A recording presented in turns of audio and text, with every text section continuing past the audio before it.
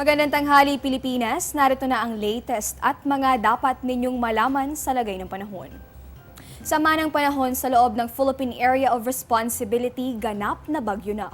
Sa latest update ng Pag-asa, 10:10 ng umaga huli pong namataan itong Tropical Depression Karina sa layong 195 kilometers silangan ng Borongan City sa may probinsya po yan ng Eastern Samar. Sa ngayon taglay nito yung lakas ng hangin umaabot sa 45 kilometers kada oras at inaasahang kikilos yan sa direksyong northeast sa bilis naman na 11 kilometers kada oras. Inaasahan namang magdudulot ito na katamtaman hanggang sa malalakas na pag-ulan sa bahagi nitong Bicol Region, Eastern Visayas hanggang dito sa may bahagi nitong Caraga. Posible ang magdulot ng mga pagbaha at pagguho ng lupa. Kaya naman pinag-iingat yung mga residente sa mga nabanggit na lugar. Sa ngayon naman wala pang nakataas na babala ng bagyo sa alumang bahagi nitong ating bansa, subalit manatiling nakatutok sa mga update na ilalabas ng Pag-asa.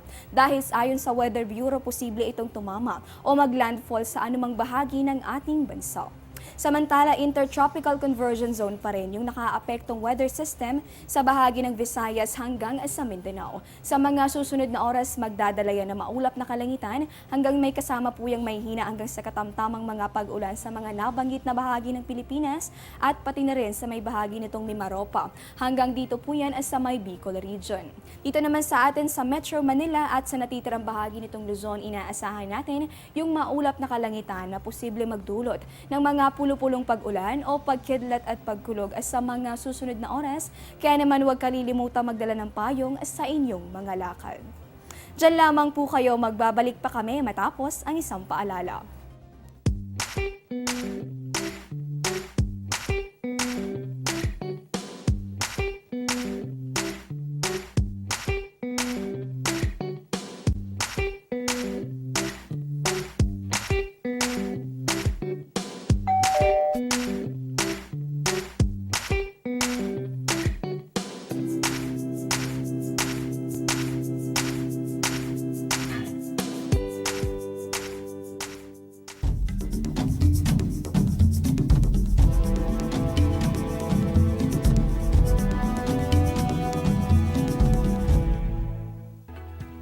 At eto, astronomical news naman tayo. Naniniwala ka ba sa paghiling sa mga shooting stars? Naku, pwedeng-pwede yan mamayang gabi kasabay ng nagpapatuloy na peak ng Delta Aquarids meteor shower. Bagamat nagsimula na noong mga nakalipas pang araw, most visible ito hanggang alas 2 hanggang alas 3 ng madaling araw mamaya.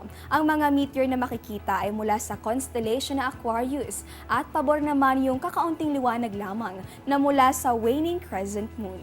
Sa mga maswerte, pwedeng umabot hanggang sa 15 meteors kada oras ang masisilayan nyo. At yan po muna ang latest mula rito sa Pag-asa DOST. Ito po ang Panahon TV kung saan walang pinipiling panahon ang pagbibigay impormasyon. Ako po si Desiree Jonio. Magandang tanghali po sa inyong lahat.